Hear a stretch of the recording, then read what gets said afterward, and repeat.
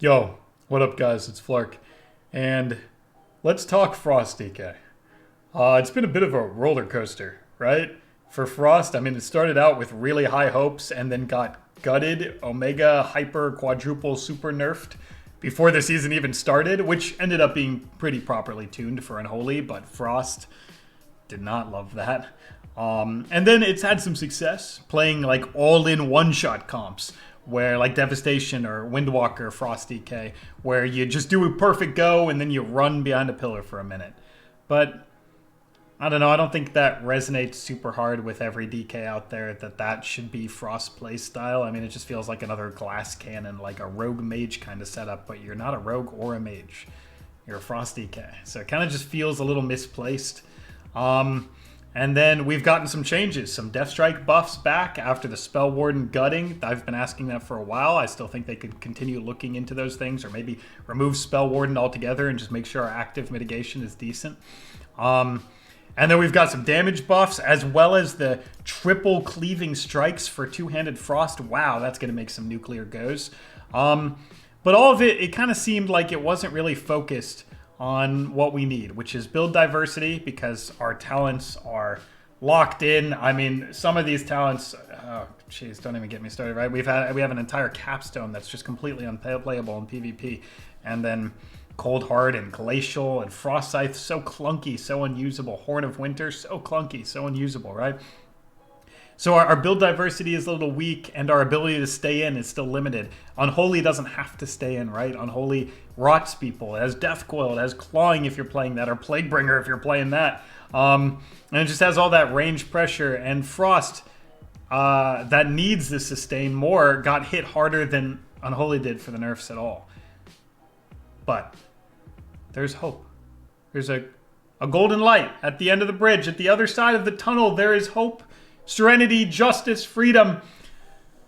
It's the 10.0.7 changes, man. They're doing a great job. They are constantly and frequently updating the specs and the class and reworking and the mechanics. The solo shuffle's getting changed. Maybe threes is going to see some changes. They have really done a great job modifying this game for the better in a more reasonable and understandable time frame. Like, this stuff is being planned. There's a roadmap.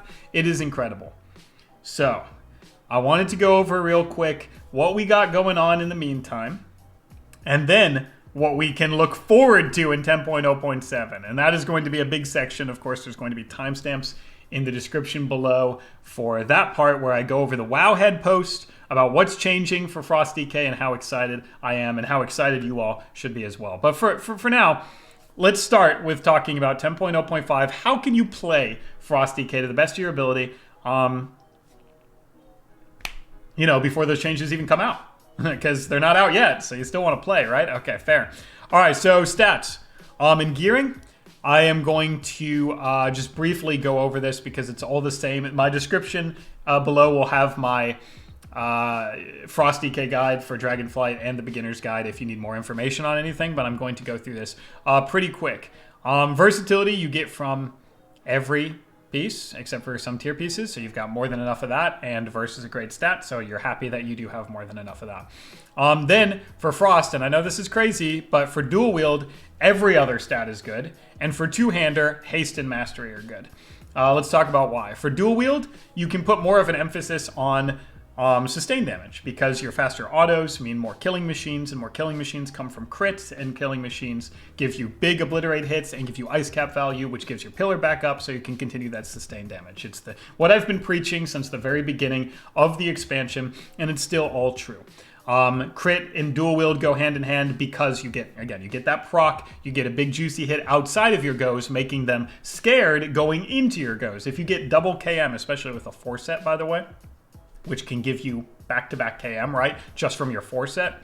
If you get double KM going into a pillar, what happens is you get a big hit, then get another big hit, and both of those big hits also give you ice cap, which makes your pillar come back up, and now you went 2 big hits into a pillar, which makes you do big hits, right? So having that sustained damage actually has value, and don't get me started on Frost Strike crits, right? Those are still pretty valuable because not only do you get the extra damage from crit, which is always just nice, but you're also getting ice cap value from that, and you're getting a chance to give you another killing machine, which can then proc another killing machine, right? So sure, there's low percentages here and there, but when you add all of these things together, believe me, when you play dual wield Frost, you can constantly have sources of damage and constantly have ways of getting ice cap value so you can get your big go up sooner while doing damage in the meantime to even get the go up in the first place. So crit, haste, mastery, all fantastic stats for dual wield, which means to build your character, and again, this isn't my guide below, but just to reiterate, you just have to get every stat.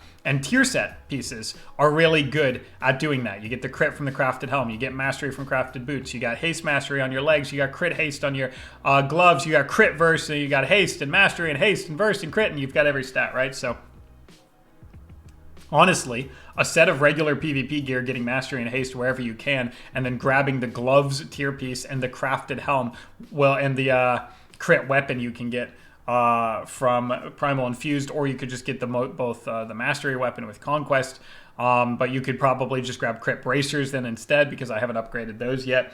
But effectively, you will have no problem. You can just armory me, but you don't have to. If you just get PvP gear and the tier set and the crafted helm, you will have the stats that you need for having a mixed stats. That's the power of getting every stat. You just get every stat, right? So that's dual wield. But two-hander, a lot of people play two-hander, and with the D&D cleave, it actually becomes a lot better because you can set up these nauseating triple goes, and it's going to get even better in 10.0.7. We'll talk about that in a second.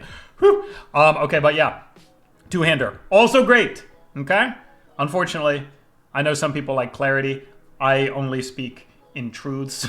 I refuse to say like one is better than the other when we simply don't have the testing done to prove that. I know most of the ladder plays two-hander, which is great. If you like two-hander, then you've got 1,000 role models. And I do like it too, honestly. Setting up those quick goes and then maybe dipping out for a bit so you don't die in between is really nice. I think 10.0.7 will put a lot of emphasis into just Frost as a whole. It doesn't matter which one you like better.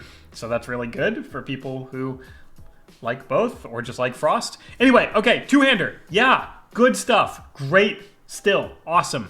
Got the cleaving strikes. Haste, mastery, haste, mastery, haste, mastery, haste, mastery. That's all you need. The crit is for that sustain, right? You're getting those ice cap procs, and even the proc KM's a little bit more active during dual wield off goes, but two-hander loves the goes, right? The big pillar goes with the triple D&D cleave and the blind and the AoE stun, even the absolute zero if you're running that.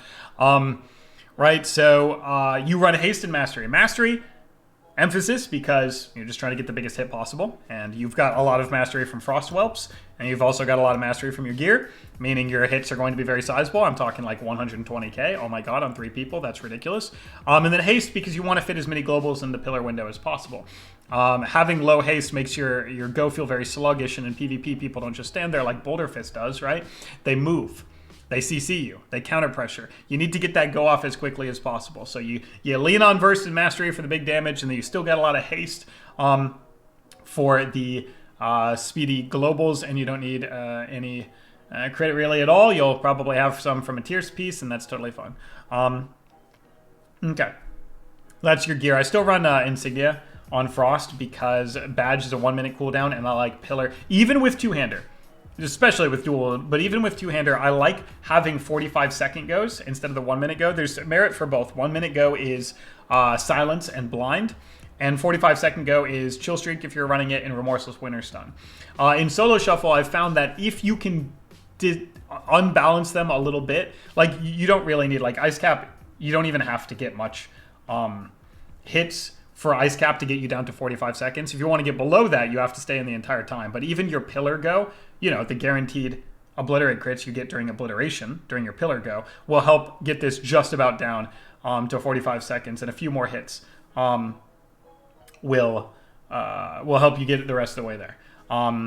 So you can effectively make a 45-second go in solo shuffle even as two-hander, and that will pair up with Dead of Winter and your 4-second stun there, which means you can have some really hard-hitting abilities when they are not expecting it. So you can, instead of just only grip blind absolute zero stunning, you can just grip 2 people together, double chains, D&D during the setup of a remorseless stun, get the remorseless stun to kind of peek in there. With double grip, this is easier to set up than you would think. And then kind of just either do a chill streak go or a just a double obliterate go. But yeah, with the cleaving strikes being 3 now instead of 2. I do believe that the 1 minute go seems to have a lot of merit because now just getting the perfect go. But remember, Absolute Zero isn't a 1 minute cooldown anyway. So you still have to do like a grip blind and then like remorseless stun for that to work in the second go. But anyway, we'll talk about talents in a second. I'm getting ahead of myself. Stats, gear, you've seen it all. Crit for dual wield. No crit for two-hander. Mastery. Big two-hander. Everything for dual wield. Okay. Good stuff. And yeah, that's why I use Insignia. Because of more frequent goes than every minute. Okay. So the talents, still the same as my guide video. Again, linked in the description below. Dual wield. It's so easy to build Frost because you have so many dead talents like all of this. And this is for exactly if you want to do the Omega Go. But in dual wield, I wouldn't really recommend that, so we don't really talk about that. We'll talk about that in the two-hander section. But yeah, you just get the pillar package and the obliteration package. And again, I'm not going to talk too much more about that. They've all stayed the same. Your frost strike damage has been buffed and your cleaving strikes has been buffed. But all that does is make talents that you were already running even better. So all the talents for dual wield is the same. For two-hander, we'll talk about that real quick because there were some variants. All of the two-handed talents are also the same. Again, you run cleaving strikes already. You could do that, right? And you can have the Omega Go now, which I do believe, I haven't actually referenced this in a single video because I just haven't been high on it myself. But now, cleaving strikes, and how ridiculous it is that you could grip one player in, grip another player in, blind, triple stun all of them into triple remorseless stun out, and hit every single person in that pile with an obliterate. Every global, man, or every other global, of course. That's too crazy to ignore. So I have to give the nod to this setup now. And you saw what I did. What did I do? Just took out Icebreaker. 2 out of 2. 1, 2. We did it. Okay. So that is how you set up the Omega Go, right? You run this build exactly. You have Fallen Crusader and Avalanche, now that you have AoE Razor Ice, which is really cool when you're doing all that AoE damage, and Fallen Crusader for the overall damage buff, and you grip one player and grip another player and blind them, AoE stun them, set up your Remorseless Stun while your D&D is down, and then go obliterate their entire team for 120k. Obliterate their entire team for 120k. Obliterate their entire, I mean, I can't even imagine. You're seeing 3 health pools get chunked by a third of their health pool or a fourth of their health pool. Every single global. It's just gonna be like this. Doot, doot, doot. Very funny to watch. Okay, but yeah, if you're not a fan of that and you want to just set up the regular 45-second goes, you can still run Icebreaker for the big single target damage. Now you can just do the big chunk, rhyme proc, chunk, obliterate chunk, rhyme proc, obliterate chunk, rhyme proc. Yeah, that's really good with A-Bomb Limb, generating rhyme procs for free. So you just have obliterate into rhyme, obliterate into rhyme.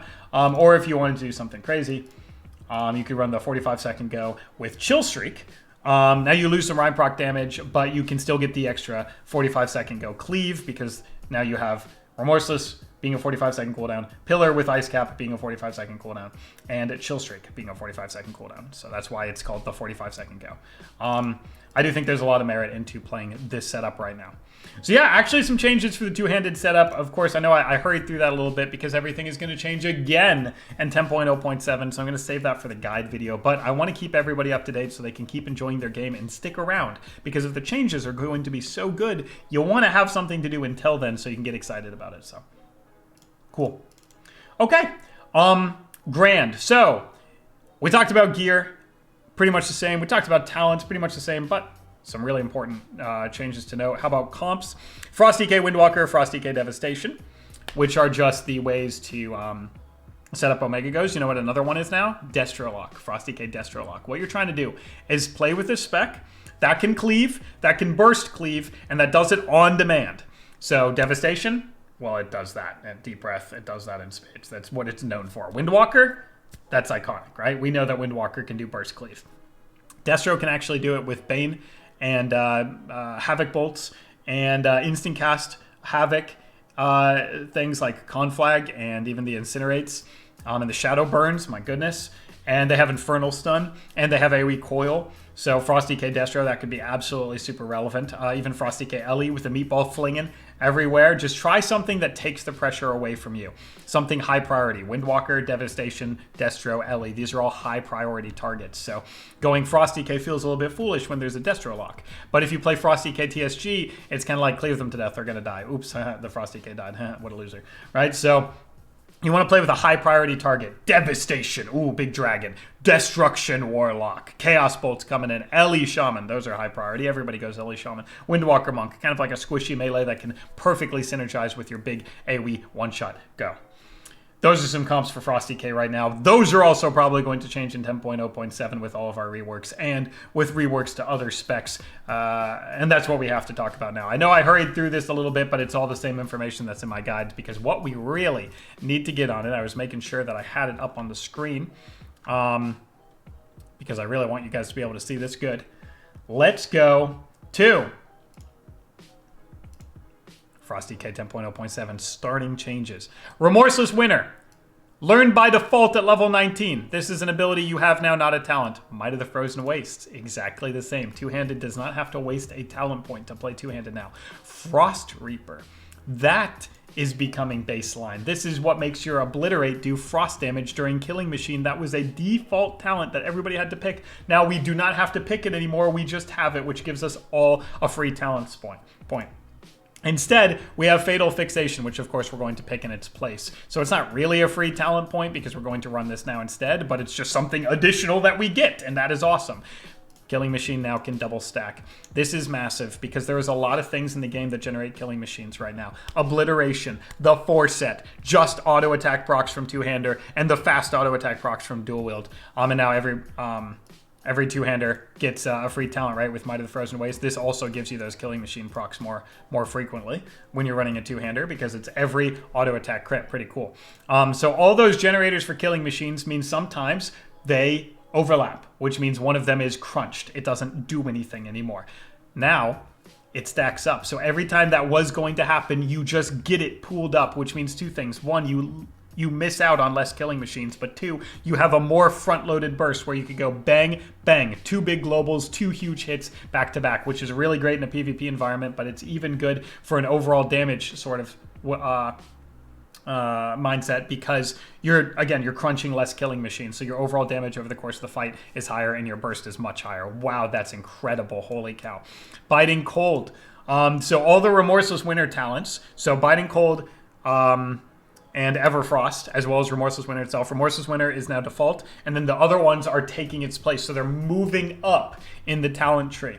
Meaning, instead of getting Remorseless Winter with that talent that we would put there to go down the tree, we can now get Biting Cold, right? And then if you want to add one, and now you have that extra Remorseless Winter damage, you can throw one into Gathering Storm, which is crazy, because if you have another free talent point, right? As two-hander, even as dual-wield, you can put a talent, and I'll have talent calculators up ad nauseum when we know what the full 10.0.7 rework is, and I make a video like that. But right now, there's still more coming for both Frost and Unholy, so I don't want to, I want to wait for that. But anyway, yeah, so you can make a build where you have the Remorseless Winter package, but now you can kind of do it for free in a sense. And you don't have to sacrifice as much, which means you get Gathering Storm. And Gathering Storm not only increases the Remorseless Winter damage, but it makes it longer, which means your Dead of Winter has more chances to proc, and then can also proc a second time, so you get a 4-second AoE stun into a 2-second AoE stun, which is really, really good when you're playing Frost and you have a D&D down and you want them to stay in it, so you can cleave their entire team to death. Getting another pseudo-interrupt, another stun on top of that is just ridiculous. So yes, we're getting more free talents. Yes, we're getting Fatal Fixation for more burst windows that can stack. And yes, we're getting a Remorseless Winter package that's actually usable now, as it does do more damage, some of its baseline, and it can buff our Dead of Winter PvP talent. Which, by the way, Blizzard, since you've been listening to everything I said, Dead of Winter having a Remorseless damage modifier would be really cool, since it increases the cooldown of Remorseless Winter to 45 seconds from 20 seconds, which makes it a lot less uptime, which means the package that you're now buffing is slightly worse, or a lot worse, honestly, when you're running Dead of Winter, and it'd be really cool to have all those modifiers packed into one place. Just a thought.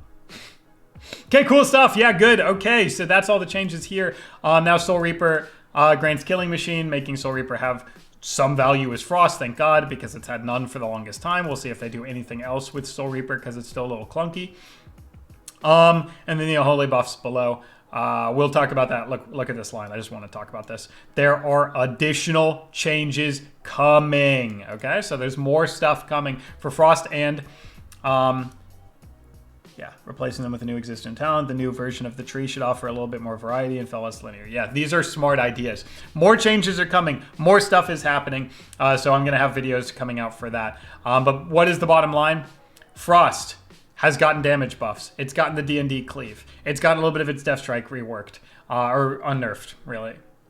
The PvP talent rework is probably coming in 10.1, and I have a video on my channel about that, which can show you what I think they should do. I talked about how the Dead of Winter, but I talk about a lot more stuff there, especially removing Spell Warden and giving us active mitigation back from Transfusion. But our Remorseless Winter package is better.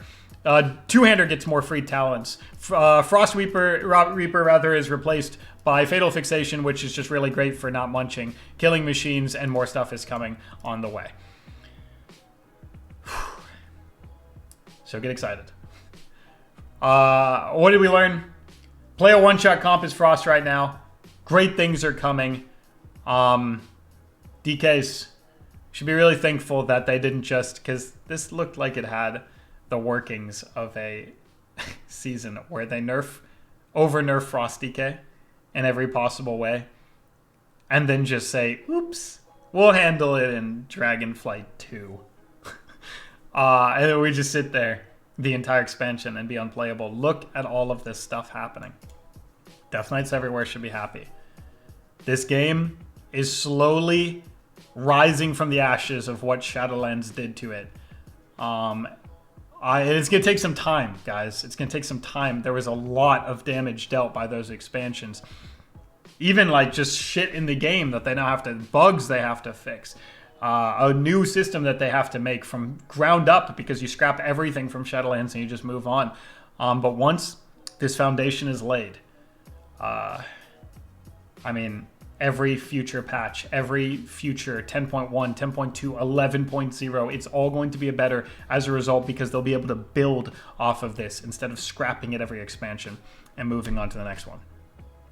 Get excited. Hopefully this made some sense. And I can't wait to see you guys in the next video. Peace.